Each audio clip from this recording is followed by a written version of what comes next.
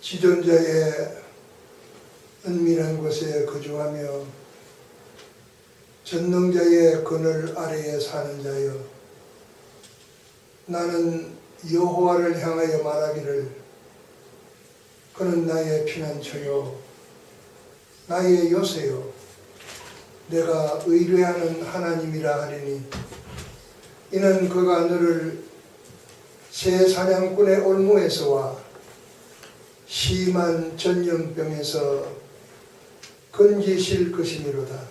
아멘. 그가 너를 그의 깃으로 덮으시리니 네가 그의 날개 아래에 피하리로다. 아멘.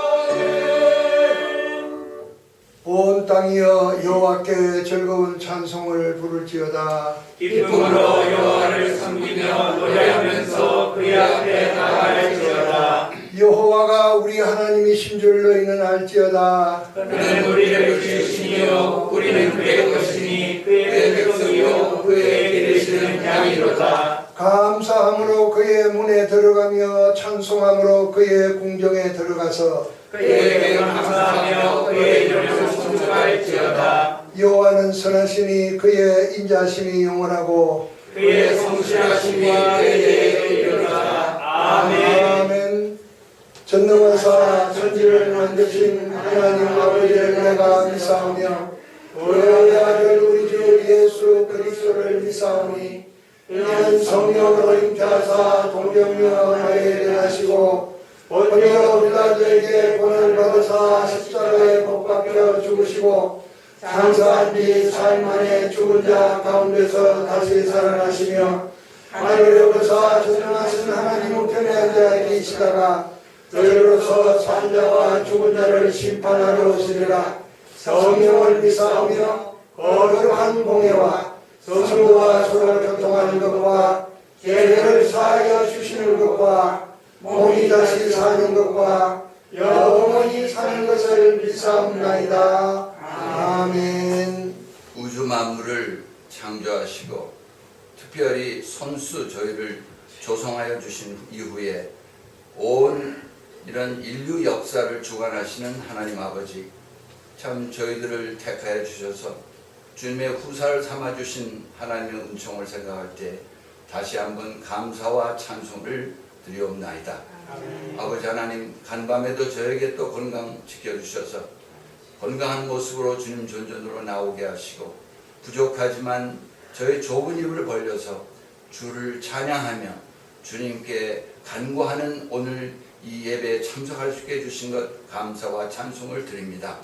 아버지 하나님, 참 주님께 이 시간에 특별히 간구하는 것은 이 교회를 30여 년 전에 이곳에 세우시고 참 하나님의 모든 계획을 저희는 알 수 없지만 하나님의 말씀에 순종하는 가운데 저의 부족하지만 저를 들어 사용하셔서 오늘 여기까지 이르게 하셨사오니, 아버지 하나님 주님이 오시는 그날까지, 아니면 저희의 생명이 다하는 그날까지 하나님 앞에서 저희가 드릴 것은 충성인 것을 기억하여 하나님의 몸된 교회를 위하여 이 복음 사업을 위하여 진력을 다할 수 있는 저희를 되게 하여 주시기를 원합니다. 아멘. 세상이 너무 흉흉하여서 세상사를 바라볼 때에 참으로 좌절될 수밖에 없는 이러한 상황이 있고 저희 마음속에 근심 걱정이 많이 차지 않을 수가 없지만, 이러한 가운데에서 오늘까지 지켜주신 하나님의 신실하심을 믿어서 더욱더 용기를 내서 나갈 수 있는 저희들 되게 하여 주시기를 원합니다. 아멘. 아버지 하나님,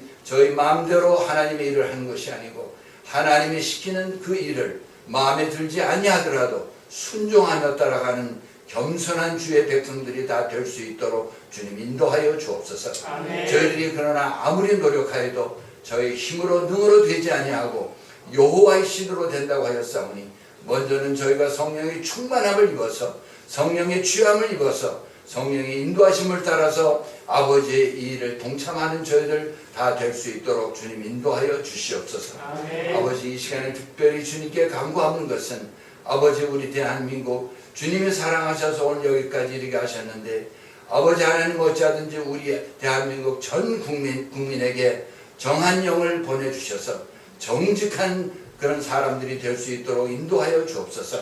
저희가 일하는 모임에서만 정직하고 교회에서만 정직한 사람이 아니라 일주일 내내 세상 나가 살 때 저희 삶 속에서 정직을 참 데몬스트레이션 할 수 있도록 인도하여 주시옵고 저희 삶 자체가 예배가 되어서 안 믿는 사람들 눈에 저희의 정직성을 보고 하나님을 경외하는 귀한 역사가 일어날 수 있도록 주님 인도하여 주시기를 원합니다. 아멘. 아버지 저희가 몸담고 있는 미국도 주님 축복하여 주시고 이 나라가 참으로 먼저 순수한 하나님을 경외하는 신앙인들이 모여서 시작한 그러한 나라이오매 오늘날까지 주님이 약속한 대로 수천대 자손 수천대에 참 축복을 하시겠다 하는 약속대로 이 나라가 전 세계에서 가장 강한 나라가 되어주신 아버지의 은혜를 다시 한번 감사와 찬송을 드립니다. 아버지 하나님 그러나 이 사회를 볼 때 너무나 참으로 부패하여서 참으로 저희들이 개탄하지 알 수 없는 이런 상황이 있지만은 아버지 주님께서 약속하신 대로 이 사람들이 전부 다 하나님을 경외하는 나라가 되게 하시고 지금 세우신 대통령 참 하나님 뜻대로 살 수 있도록 강권적으로 역사해 주셔서 성경 말씀에 어긋나는 것을 고치고 용감하게 하나님 편에 설 수 있는 귀한 대통령 될 수 있도록 주님 인도하여 주시옵소서. 아버지 이제 주님의 종을 통하여 귀한 말씀을 받습니다. 먼저는 정확무오한 하나님의 말씀을 하나님의 종을 통하여 주실 때에 성령의 힘을 얻어서 아멘 아멘으로 받게 하시고 아멘 아멘으로 받은 것만 아니라 이 말씀대로 살 수 있는 능력도 함께 해주셔서 이 어려운 시대를 사는데 그리스도의 향기를 바라는 저희들 다 될 수 있도록 주님 인도하여 주시옵소서. 주의 종에게 건강한 하여 주셔서 이 어려운 때에 하나님 말씀을 선포하는 데에 지장이 없도록 건강을 유지하게 하여 주시옵소서. 이제 예배 시간 첫 시간이 오니 마치는 시간까지 성삼위께서 함께 해주시고 하나님께만 영광 돌리며 저에게는 큰 은총을 베풀어 주시옵기 바라와서 우리 주 예수 그리스도 이름으로 감사하며 기도합니다. 아멘.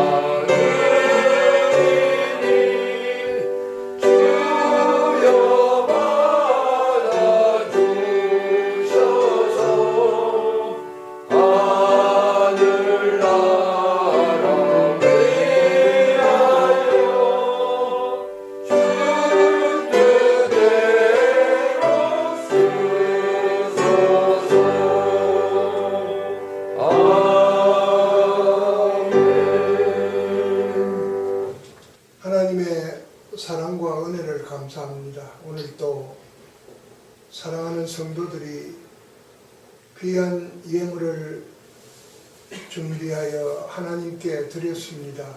드린 물질 하나님께서 받아주셔서 감사합니다. 저희들 이 땅에 사는 동안 하나님을 어떠므로 섬기며 하나님의 은혜 가운데 살아가는 복된 사람들 되게 하여 주옵시고 저들의 간구가 땅에 떨어지지 아니하고 응답되어 하나님께 큰 영광 돌리는 역사가 나타나게 하옵소서. 아멘. 세상 사는 동안 물질 유혹에 빠지지 않게 하시고 물질 때문에 손해보는 일이 없도록 하나님께서 저희들에게 큰 믿음과 은혜를 더하여 주옵소서. 아멘. 감사하옵고 예수님의 이름으로 축복하며 기도하옵나이다. 아멘. 오늘 우리에게 주시는 말씀은 에베소서 5장 22절에서 3절 말씀입니다.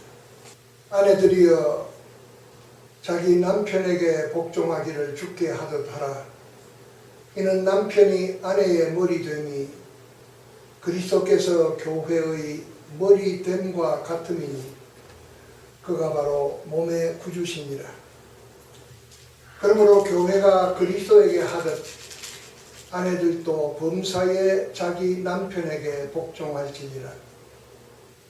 남편들아 아내 사랑하기를 그리스도께서 교회를 사랑하시고 그 교회를 위하여 자신을 주심같이 하라. 이는 곧 물로 씻어 말씀으로 깨끗하게 하사 거룩하게 하시고 자기 앞에 영광스러운 교회로 세우사 티나 주름 잡힌 것이나 이런 것들이 없이 거룩하고 흠이 없게 하려 하시니라. 이와 같이 남편들도 자기 아내 사랑하기를 자기 자신과 같이 할지니 자기 아내를 사랑하는 자는 자기를 사랑하는 것이라. 누구든지 언제나 자기 육체를 미워하지 않고 오직 양육하여 보호하기를 그리스도께서 교회에게 함과 같이 하나니 우리는 그 몸의 지체이라.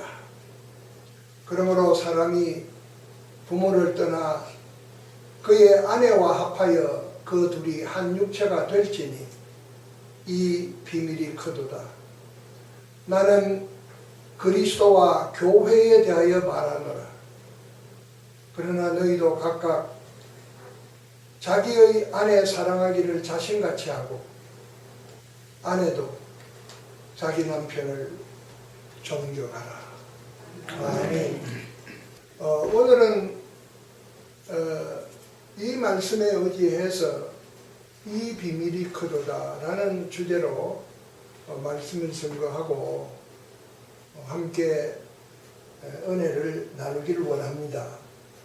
그러면 도대체 이 비밀이란 무엇이길래 바울사도는 그렇게 감탄사를 연발하며 크게 얘기를 하고 있을까? 이 비밀로 주어진 이 말씀 속에는 분명히 부부에게 주는 부부를 위한 성경적 규범이 있다는 것입니다. 성경적 규범. 원래 비밀이라고 하는 것은 공개할 수 없는 것을 비밀이라고 합니다. 우리말로 번역된 이 비밀은 비밀이라는 그런 뜻도 있지만은 신기한, 감추어진 그런 의미가 있는데 바울사도는 이 비밀이 크다 그렇게 얘기를 하고 나서는 그 비밀을 공개해 버렸습니다.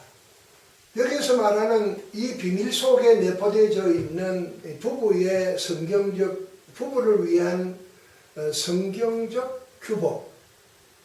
이 규범이라고 하는 것은 사전적 의미로는 마땅히 따르고 지켜야 할 본복이라고 하는 그런 뜻입니다. 그렇다고 하면 사도 바울이 말하고자 하는 이 부부를 위한 성경적 규범이 뭔가 상당히 논의가 많지요. 오늘 바울사도는 뭘 얘기할까? 좀 구체적으로 성경을 좀 파헤쳐 보려고 합니다. 아내들에 대해서, 남편들에 대해서 말입니다. 왜냐하면 이 규범이라고 하는 것은 진리로 정해진 것이기 때문에 그 표준이나 가치관이 달라지질 않습니다. 진리가 아닌 것은 변하지요. 진리가 아닌 것은 표준도 바뀌고 가치관도 달라집니다. 그러나 진리는 영원히 변하지 않습니다. 그러므로 성경에 기록된 부부를 위한 이 규범은 진리이기 때문에 변할 수 없고 이 성경대로 순종하고 따라야 되는 것입니다. 오늘 우리는 사도가 얘기하는 크다고 한 이 비밀이 뭔지, 오늘 사도 바울이 우리에게 전해준 말씀을 통해서 어떠한 상황 속에서도 절대로 변치 않는 그 표준과 가치를 이 진리 안에서 함께 밝혀보기를 원합니다. 첫째로 말씀에 보면 아내들이 먼저 나옵니다. 그런데 이것은 비단 바울만 주장한 게 아니고 베드로도 그렇게 주장을 했어요. 성경에 나오는 순서는 아내들로 시작하는데 이것을 차례의 순서라 그러고 그 대상에 대한 경중에 대한 거예요. 부부 관계에 있어서 앞서 얘기한 대로 아래가 있고 위에가 있다. 그걸 하위 상위라 그럽니다. 그런데 일률적으로 성경은 상위보다 하위가 먼저 나온다.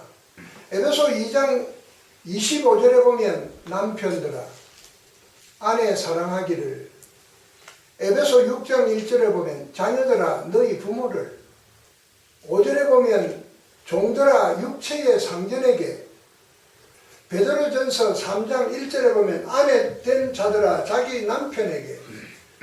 보세요. 에베소 6장 1절에 보면 자녀들아 너희 부모를, 자녀가 하위거든요. 부모가 상위란 말입니다. 자녀들아 너희 부모를 그래놓고 6장 4절에는 뭐라 그럽니까? 아비들아 너희 자녀를. 이제는 상위가 먼저 나와요. 그 다음에 하위가 따라오는 거예요. 엎치락 뒤치락 엎치락 뒤치락.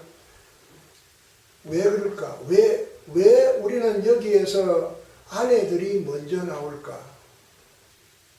종과 상전들에 대해서 얘기할 때 왜 종들이 먼저 나올까? 자녀들과 아비를 얘기할 때 왜 하위인 자녀들이 먼저 나올까? 이런 생각해 보셨습니까? 여기에 중요하게 다루는 문제가 있기 때문입니다. 그것은 복종입니다.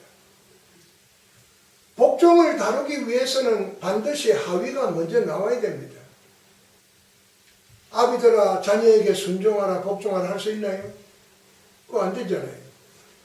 상전들아 종들에게 복종하라, 이게 말이 안 되는 소리지. 그래서 하위에 있는 자들은 상위에 있는 자들에게 그들의 의무와 책임을 다해야 된다는 것을 가르쳐 주는 것입니다. 그런데 말입니다. 하위에 있는 자들이라 할지라도 상위에 있는 자들이 되기도 한다. 그런 얘기입니다. 근데 여기에서 우리가 참 신기하게 생각하는 것은요, 여기에 사용된 호칭들, 남편들, 아내들, 상전들, 종들, 아비들, 자녀들, 이런 호칭들 말입니다. 뭐 이거 호칭에 대해서 깊이 생각하는 사람이 없겠지만은 이게 국어 문법상으로 모두가 다 2인칭 대명사입니다. 2인칭 대명사, 2인칭, 1인칭을 쓰지 않고 2인칭을 쓰고 있어요. 2인칭이라는 것은 그 문법에서 뭐라고 얘기해요? 어떠한 말을 듣는 사람을 이를 때의 2인칭이라고 합니다. 말을 하는데 그 말을 듣는 사람. 그러니까 말하는 사람, 말을 듣는 사람, 저와 여러분입니다. 나와 너, 이게 바로 2인칭이란 말이죠. 어떤 말을 들을 때. 그렇다고 하면 나도 2인칭, 여러분들도 2인칭. 이게 하위가 상위가 되고 상위가 하위가 되는 좀 문법적으로 좀 그러한 얘기입니다. 그러므로 성경 말씀을 듣고 읽는 사람은 모두 다 그들에게 주어진 의무와 책임이 있다. 너, 나, 너. 내가, 네가, 내가, 내가. 이렇게.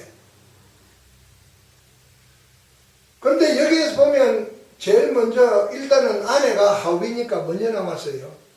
22절에 보면 아내들이여 자기 남편에게 복종하기를 주께 하다. 자기 남편에게 복종하기를 주께 하듯 하라. 그렇게 얘기를 했고 23절에 보면 이는 남편이 아내의 머리 됨이 그리스도께서 교회의 머리 됨과 같으니 그가 바로 몸의 구주시니라. 이 말씀을 오해하기 쉬운 얘기고 오역한 경우도 있습니다. 근데 우리가 잘 봐야 합니다. 먼저 남편에게 복종하라고 하는 하위에 대한 의무를 얘기하고 있습니다. 이것은 아내에게 주어진 의무입니다. 남편에게 복종하다. 어떻게? 죽게 하듯이. 그래야 될 이유를 이제 밝힐 것입니다. 여기 보면 이 복종하기를 이라고 하는 말의 그 원문을 보면은 히포타세스타라고 하는 말인데요. 순종하다. 그런 뜻입니다. 복종하다라는 말은 좀 강렬한데 물론 굴복하다, 종속하다 하는 그런 말도 있지만은 순종하다 그런 건데, 그러니까 아내에게 첫 번째 요구하는 것이 뭐냐? 복종입니다. 이것이 부부를 위한 성경적 규범의 첫 번째 복종이라고 하는 것이 부부를 위한 성경적 규범의 첫째다. 그런데 여기에서 말하는 이 복종이라는 말을 성경을 잘 살펴보면요, 복종은 명령이나 요구나 강압에 의한 것이 아니라는 점입니다. 너 복종해. 이게 아니고 어떻게? 스스로입니다. 스스로 하는 거예요. 의무는 강압이나 요구가 필요 없잖아요. 의무는 당연히, 납세의 의무는 국민이라면 당연히 해야 될 것인데, 그건 너 세금 내, 누가 여러분 세금 내라고 막 화음지는 사람이 있던가요? 안 하잖아. 명령 안 하죠. 그냥 세금은 내가 당연히 내야 될 세금이기 때문에 그 날짜 되면 내요. 날짜 어기면 또 페널티 물어요. 그게 의무와 책임이거든요. 그래서 부부에게 주는, 부부를 위한 성경적 규범의 첫째가 복종이다. 순종하는 것이다. 그러니까 자발적인, 스스로 수행하는 의무라는 것입니다. 그래서 성경은 그렇게 해야 할 이유와 어떻게 해야 할 것을 가르치고 있는데, 그냥 복종하라가 아니고 주께 하듯 하라, 주님께 하듯 해라. 아내가 남편에게 하는 복종은 동시에 그리스도에게 하는 것이라는 말입니다. 아내가 남편에게 복종하는 것은 그리스도에게 하는 것과 같다. 아내 자신이 그리스도에게 해드려야 하는 복종과 비교되는 것이죠. 복종은 그리스도께서 보시는 가운데서 남편에게 하는 것입니다. 그러므로 그것은 또한 그리스도에게 하는 것이다 라고 하는 말입니다. 그리스도에게 하는 것이다. 여기에 비밀이 있습니다. 왜 그리해야 합니까? 왜 아내는 남편에게 복종해야 합니까? 남편이 아내의 머리 됨이라. 여러분들이 아신 대로 이 머리라고 하는 것은 몸의 소유자요 주인이라는 것을 의미합니다. 이 말씀에서 오해의 소지가 있습니다. 그래서 우리는 23절 말씀을 주의 깊게 살펴보아야 합니다. 이는 남편이 아내의 머리 됨이 그리스도께서 교회의 머리 됨과 같음이니 그가 바로 몸의 구주시니라. 여기 그가라는 것을 잘못 해석하면 여기에서 그가라는 것이 남편이 될 수도 있고 그리스도가 될 수가 있어요. 만약에 여기에서 그가가 남편이 되면 남편은 아내의 머리라고 그렇게 고착이 되어버릴 수가 있습니다. 그러나 여기에 그가는 남편 아니라 그리스도입니다. 자, 여기에서 보면 이는 남편이 아내의 머리라. 그 다음에 그리스도께서 교회의 머리라. 이렇게 우리가 보게 되는 것입니다. 그리스도께서 교회의 머리가 된다고 하는 것은 성경에 많이 나와 있습니다. 내가 머리니 너희는 지체라 그랬잖아요. 그리스도께서 우리의 머리가 되시고 우리는 그의 몸의 지체라는 말이죠. 그것은 포도나무 비유에서도 말씀을 했습니다. 그런 거로 남편이 아내의 머리거나 구주가 아니란 말이죠. 그래서 뭐 그렇게 해석하는 사람도 없겠지만은 남편이 바로 아내의 몸의 구주다, 그렇게 번역하는 엉터리는 없겠죠. 그가 바로 몸의 구주신이라는 말씀은 남편이 아내의 구주가 아니라는 것이고, 머리는 하나. 아내의 머리도 있고 남편의 머리도 있지만 머리가 분명히 두 개지만 하나예요. 하나. 왜? 보세요. 자, 아내의 머리가 누구라 그랬죠? 남편. 남편의 머리는 누구예요? 남편 머리가 누구예요? 그리스도. 그리스도의 머리는 누구예요? 하나님. 이렇게 올라가는 거예요. 아내 머리 따로, 남편 머리 따로, 그리스도의 머리 따로, 하나님 머리 따로 아니에요. 아내의 머리는 아내의 머리는 남편이요, 남편의 머리는 그리스도요, 그리스도의 머리는 하나님이시다. 그렇게 바울은 정의를 했습니다.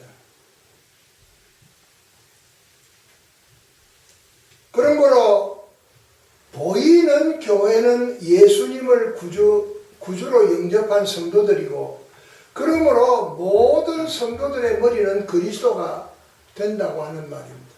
모든 성도들의 머리는 그리스도이시다. 우리 몸의 머리는 그리스도이십니다. 그런 거로 아내에게 뭐라고 그랬어요? 죽게 하듯 하라. 남편의 머리가 그리스도의 머리다. 그러면은 우리가 왜 남편에게 순종하고 복종해야 될 이유를 알 수 있지 않을까요? 죽게 하듯. 그러니까 남편에게 복종하는 것은 곧 그리스도에게 복종하는 것과 같다. 그렇게 우리에게 주신 바울사도가 이 비밀이 크도다라고 한 이유가 거기에 있는 거예요. 아내의 머리는 남편이요, 남편의 머리는 그리스도다. 그런 거로 우리는 남편이나 아내는 모두 다 그리스도의 머리로 한 지체들이다. 지체가 나누어질 수 있나요? 나눠질 수가 없어요. 그래서 하나가 되라는 거예요.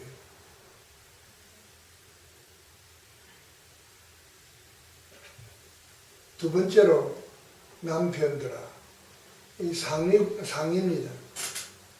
이제는 상위 남편들에게 주는 규범이 나옵니다. 이 순서로 볼 때는 남편은 상위 그룹이죠. 상위죠. 그런데 경중은 어떻습니까? 가볍고 무거운 거 우리가 한번 따져볼까요? 순서도 문제지만요, 경중도 굉장히 중요합니다. 무엇이 가볍고 무엇이 무겁냐. 여기에서 이제 좀 시시비비를 가리자면, 아내에게 준 규범이 무거우냐, 남편에게 준 규범이 무거우냐. 저울질 한번 해볼까요? 저울질 해봐야죠. 자, 아내의 몫은 복종하기를 주께 하듯이고, 그렇죠? 아내의 몫은 복종하기를 주께 하듯하고, 그 다음 남편의 몫은 뭐예요? 뭡니까? 그 교회를 위하여 자신을 주심같이라고 하였습니다. 물론 여기에서 가볍고 무거운 것을 저울질 해볼 수는 없겠죠. 그거 어느 게 무거운가 어느 게 가벼운가 알 수는 없겠지만, 자 25절에 보면 남편들아 아내 사랑하기를 그리스도께서 교회를 사랑하시고 그 교회를 위하여 자신을 주심같이 하라. 지난 시간에도 얘기했지만 이 말씀은 그리스도의 대속 사역을 의미하는 것입니다. 교회를 사랑하시고, 교회가 누굽니까? 여러분들입니다. 예수 그리스도를 머리로 하고 지체가 된 여러분들이 교회들입니다. 교회란 말입니다. 그 교회를 누가 사랑하셨어요? 그리스도께서 사랑하시고 사랑하시기 때문에 그 몸을 내어주셨다는 말이에요. 누가? 그리스도께서 우리를 사랑하시기 때문에 내어주셨다. 이게 적은 일이냐고요. 그 교회를 위하여 자신을 주심같이 하라. 이 남편들에게 얘기하는 사랑과 헌신, 이건 대단한 거예요. 그리스도의 속죄 사역을 여기에서 바울사도는 끌고 나옵니다. 지난 장에서 나왔어요. 속죄 사역에 대한 얘기를 하고 또 여기에서 나옵니다. 그만큼 중요하다는 거예요. 보통 보면은 어떤 얘기를 할 때에 어떤 사람에게 대해서는 달랑 한 절, 어떤 사람에게 대해서는 여러 절. 여러분 구약의 역사서를 보면 어떤 왕에 대해서는 아주 짤막하게, 어떤 왕에 대해서는 기발하게. 히스기야 임금에 대한 기록은 참 길게 나오잖아요. 왜 그럴까? 그게 바로 경중입니다. 가벼운 사람에게는 간단하게, 무거운 사람에게는 더 무겁게, 길게. 여러분 에베소 5장 보십시오. 아내에게 한 얘기가 긴가? 이게 좀 치사한 얘기지만은, 남편에게 한 얘기가 긴가? 누가 긴가요? 남편에게 한 얘기가 훨씬 깁니다. 훨씬 깁니다. 왜? 그건 뭘 얘기합니까? 책임이 크다. 할 말이 많은 거예요. 사도 바울이 아내보다 남편에게 할 말이 많아. 자, 26절에 보면 이는 곧 물로 씻어 말씀으로 깨끗하게 하고 거룩하게, 깨끗하게 나오지요. 거룩하게 나오지요. 27절 보시오. 자기 앞에 영광스러운 교회로 세우사 티나 주름 잡힌 것이나 이런 것들이 없이 거룩하고 흠이 없게 하려 하심이라. 그 다음에 28절에 보면 이와 같이 남편들도 자기 아내를 사랑하기를, 아내 사랑하기를 자기 자신과 같이 할지. 자기 자신과 같이 할지. 자기 아내를 사랑하는 자는 자기를 사랑하는 것입니다. 그러니까 자기를 사랑할 줄 모르는 사람은 아내도 사랑할 줄 모르는 거예요. 29절에 보면 누구든지 언제나 자기 육체를 미워하지 않고 오직 양육하고 보호하기를 그리스도께서 교회의 함과 같이 하나니 우리는 그 몸의 지체라. 이렇게 남편들에 대해서는 길게 얘기를 했습니다. 여기에서 우리가 인상 깊게 봐야 할 것은 자기 자신을 주심같이. 이건 뭡니까? 그리스도의 십자가의 사랑입니다.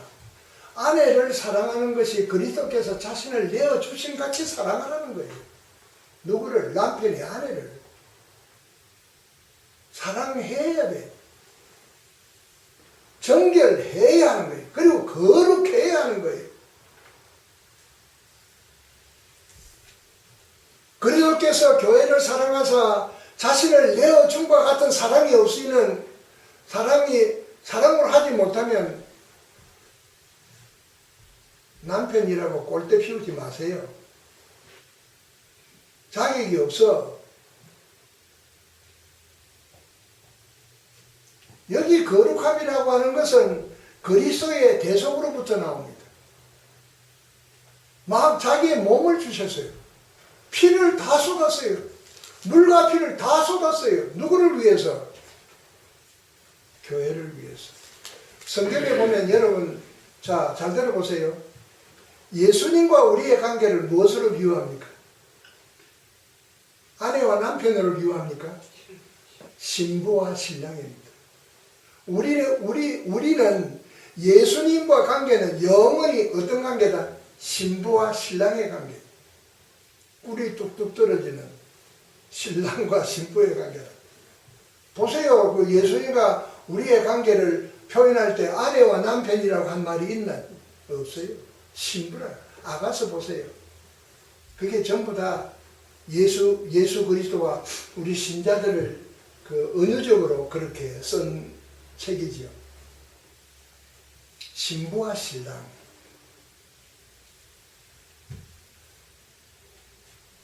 왜 그리스도께서 교회를 사랑하시고 교회를 위해서 자신을 내어주셨을까요? 교회를 거룩하게 하기 위함입니다.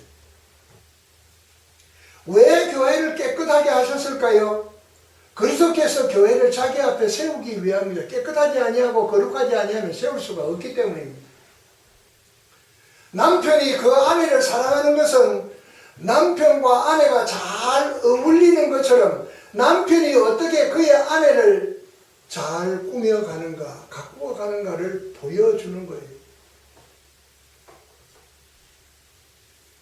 여기에 비밀이 있습니다. 그 비밀이 두 가지 사랑입니다. 여기 두 가지 사랑이 어떤 사랑일까요? 남편들의 아내 사랑, 그 다음에 그리스도의 교회 사랑. 두 가지 사랑. 이걸 같이 봐요. 남편들의 아내 사랑과 그리스도께서 교회 사랑 같은 사랑으로 본 거예요. 여기 보면 뭐 여러분 많이 들어서 알겠지만은 아가페라는 말씀 많이 들었죠. 여기 보면 아가파테라고 번역을 했습니다. 아가파테. 이 아가페적인 사랑은 희생이 수반된다. 너무 많이 들어서 뭐 제가 구체하게 설명 안 하겠습니다. 희생이 수반된 사랑. 교회를 위해서 자기 몸을 내어주신 그 희생이잖아요. 그런 사랑이 우리에게 있어야 되는데, 그래서 남편들의 사랑과 그리스도의 교회 사랑을 같이 보았다. 같은 걸 봤다. 하심같이 하라. 그가 그의 몸을 교회를 위해서 내어주심 같이 그의 아내를 사랑하라. 그러니까 그 사랑은 두 가지만 여기 원문에 보면 똑같은 한 단어로 썼습니다. 남편들의 아내 사랑도 아가파테. 그리스도께서 교회를 사랑하심도 아가파테. 아가페 사랑. 사랑하기를. 얼마나 이게 큰 비밀이냐. 그러니까 바울사도가 감탄사를 연발할 수밖에 없는 거예요. 이 비밀이 크구나. 예. 이게 제대로 정립 안 되면은 싸우게 되고 가정이 깨지고 문제가 생겨요. 그게 그리스도를 제대로 섬기지 못하는 사람입니다. 그리스도를 제대로 섬기는 사람은 그리할 수가 없습니다. 마지막으로 세 번째, 새로운 연합입니다. 새로운 연합이라. 에베소 5장 31절 우리 다 같이 큰 소리를 한번 읽어볼까요? 시작! 그러므로 사랑이 부모를 떠나 내 아내와 합하여 그 둘이 한 육체가 될지니. 이게 새로운 연합입니다. 왜 새로운 연합입니까? 옛날 연합이 아니고 왜 새로운 연합입니까? 허물과 죄로 죽었던 우리들이 그리스도의 사랑으로 다시 태어났습니다. 모든 게 새로운 거예요. 여러분들은 다 새로운 사람들이에요. 여기 세상적으로 말하는 새거, 헌거 그런 차원이 아니라 완전히 달라진 삶을 사는 새로운 사람들.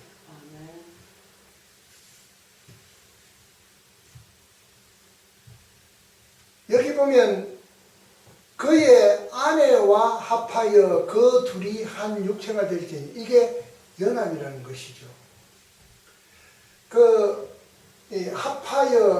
합하여라는 말이 그 원문 성경에 보면 그 단어가 굉장히 깁니다. 프로스콜레 데세타이라고 하는 말인데 재밌는 말이에요. 집착하다, 달라붙다, 붙어서 떨어지지 않게 하다. 밀접하게 연결하다. 뭐 하여튼 의미가 많이 있습니다. 그게 연합이에요. 딱 달라붙어요. 그래서 부부는 딱 달라붙어야 돼요. 딱 달라붙어 있을 때. 떨어지면 안 돼. 보통 본드가 아니고 강력 본드. 딱 성경에 그렇게 연합해라고. 이게 새로운 연합이면서 이 신비로운 연합이에요. 아니, 자, 성도 다르고 개성도 다르고 모든 학탈하는 환경도 다른 사람이 어떻게 둘이 하는지 그게 비밀이에요. 왜요? 아내의 머리가 누구다? 남편이다. 남편의 머리가 누구다? 그리스도다. 그러면 아내의 머리나 남편의 머리는 그런 거로 그리스도다. 아내의 머리가 남편이고 남편의 머리가 그리스도니 그런 거로 아내와 남편의 머리는 그리스도다. 논리적인 주장에 보면 그런 공식이 나오는 거예요. 근데 여기 보면 31절에 보면 재밌는 말이 하나 있습니다. 부모를 떠나. 뭐 결혼하면 무조건 부모를 떠나라는 말인가? 그런 의미도 있습니다. 그런데 이것은 이미 율법에 제정된 일이에요. 결혼하면 부모를 떠나는 거다. 그러니까 여기 떠난다고 하는 의미를 제대로 알아야 돼요. 떠남에 있어서는 반드시 거기에 따르는 의무와 책임이 있습니다. 그거 알아야 돼요. 그것을 바울 사도는 오늘 본문 말씀 중에서 가장 큰 비밀이라고 했습니다. 그래서 32절에 뭐라고 그랬어요? 이 비밀이 크도다.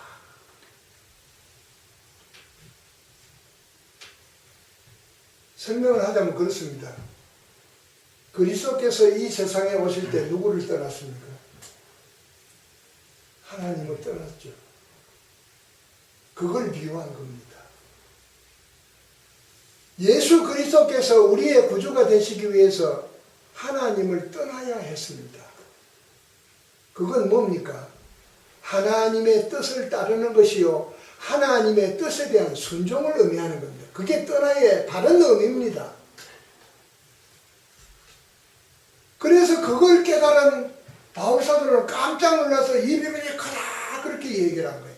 아, 그리스도께서 우리의 구주가 되시기 위해서 우리들을 사랑하시기 위해서 자기 몸을 내어주시기 위해서 하나님을 떠나서 이 세상에 오셨다. 그렇잖아요.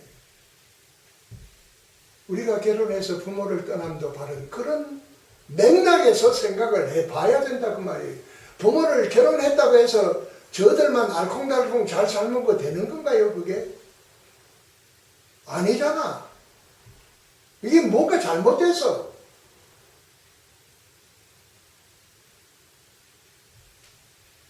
그래서 예수 그리스도께서 우리의 구주가 돼서 오셔서 누구와 연합을 했습니까? 누구와 연합을 했습니까? 누구와 딱 달라붙었습니까? 교회. 교회들 누구예요? 우리들. 하나님을 떠나서 이 세상에 오신 그리스도께서 우리와 연합하셨다고 말이에요. 이걸 이미 얘기하는 거예요. 31절에 이 말씀.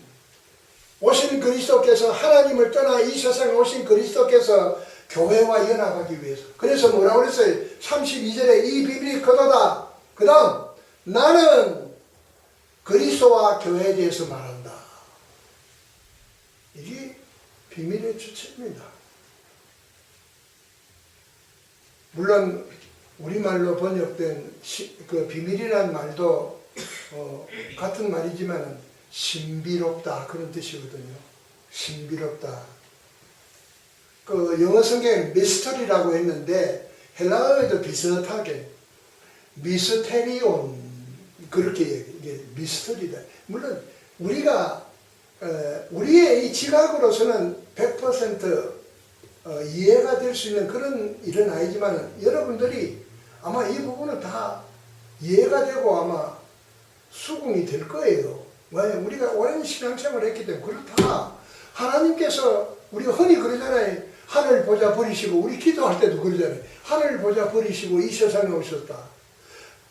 하나님을 떠나서 이 세상에 오신 주요한 목적이 교회들과 연합하기 위해서다. 그렇다고 하면 우리가 결혼하는 것은 부모를 떠나야 되는 것인데 그 부모의 뜻을 이루어 드리는 것이고 부모의 평소의 교훈을 순종하는 것이 부모를 떠나는 것이다. 이거 제대로 알아야 되는 거예요. 그래서 뭐 저 결혼식 주례할 때 보면 이게 뭐 그거 되게 강조하다. 이제 둘이가 이제 한 몸이 되고 이제 부모를 떠나야 되고 뭐 저도 벌써 왔는데 뭐 떠나를 제대로 모르니까 그런 소리들을 하겠죠. 그거 강조할 게 안 돼요. 부모의 그 유지를 받들고 그 부모의 뜻을 헤아려서 그 뜻을 지켜드리고 이루어드리고 순종해 나가겠다고 하는 그런 다짐을 해야지.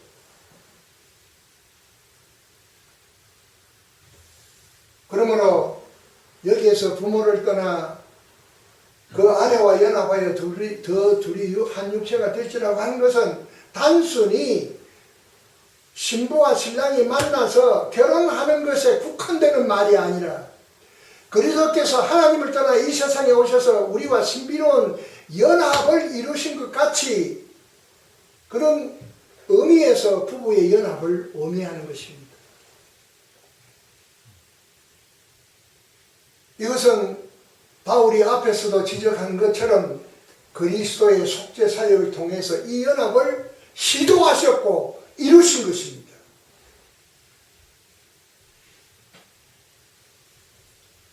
그래서 우리는 이 신비로운 이 비밀을 우리가 항상 기억을 해야 할 것입니다. 이제 말씀을 맺습니다. 여기에 이 마지막 33절의 말씀에 큰 뜻이 있습니다. 저는 이 말씀, 이 본문 말씀, 여러분 그 어버이 주일 때 제 설교 많이 들으셨죠? 뭐 목사님 치고 이 본문 가지고 설교 안 해본 분들은 없을 거예요. 아마 제일 많이 할 거예요. 특히 이번에 이 말씀을 준비하면서 참 고민을 많이 해봤습니다. 그런데 이 에베소 5장 33절을 딱 보면서 무릎을 탁 쳤습니다. 그렇지, 바로 이거다. 이거다. 바울 사도가 이 비밀이 크도다라고 한 그 비밀 속에 감추어진 부부를 위한 성경적 규범이 바로 이거다. 뭐라고 했어요? 33절 다 같이 시작. 그러나 너희도 각각 자기 아내 사랑하기를 자신같이 하고 아내도 자기 남편을 존경하라. 아멘. 여기에 상의가 먼저 나옵니까? 하위가 먼저 나옵니까? 남편이 먼저 나왔습니다. 그 남편 앞에 뭐가 나옵니까? 남편 앞에 뭐가 나왔어요? 각각.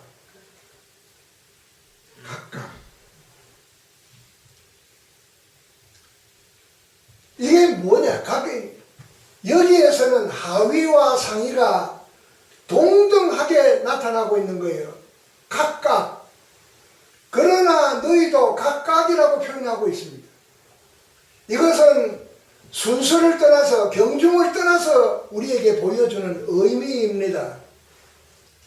우리말 성경 그러나로 번역된 원어는 플랜이라는 말인데 이 원문의 뜻은 더욱이 보다 더 너희는 각각 더욱이 너희도 각각 그렇게 우리가 읽을 수도 있습니다. 그런 거로 이것은 더욱이 보다 더 힘써야 할 일이 무엇인가를 알아야 된다고 하는 것을 우리에게 보여주는 것입니다. 그것이 뭡니까?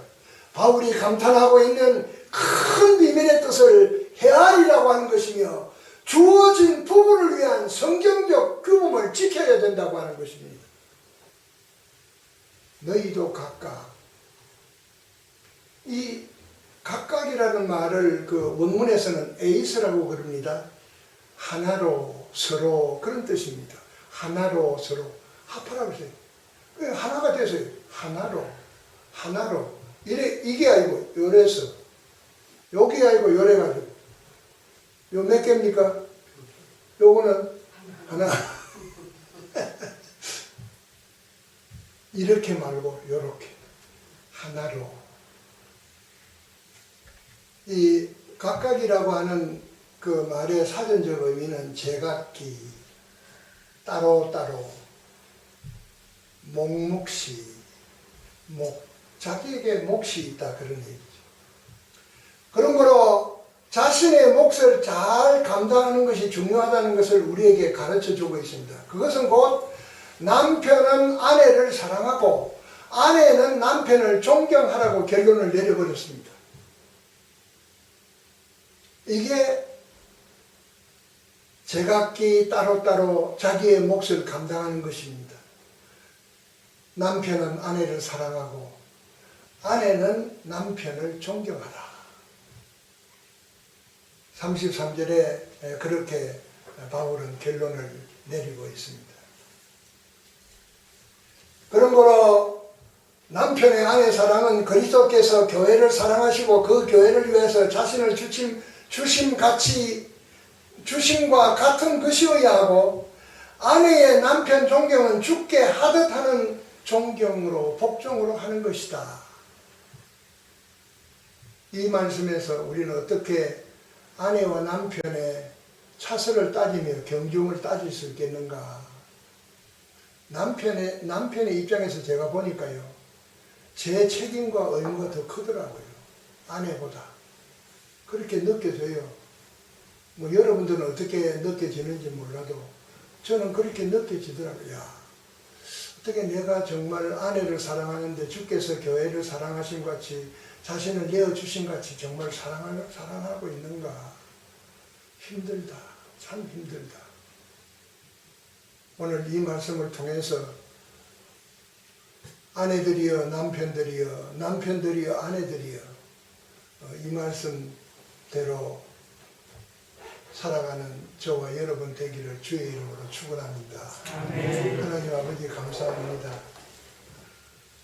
오늘 또 주신 말씀을 통해서 새롭게 도전을 받습니다. 말씀대로 주님의 뜻을 헤아리며 이 큰 비밀을 우리가 아오니 이 비밀대로, 이 비밀의 내용대로 부부를 위해 주어진 성경적 규범을 잘 따르는 저희들이 되게 해 주옵소서. 예수님의 이름으로 기도합나이다. 아멘.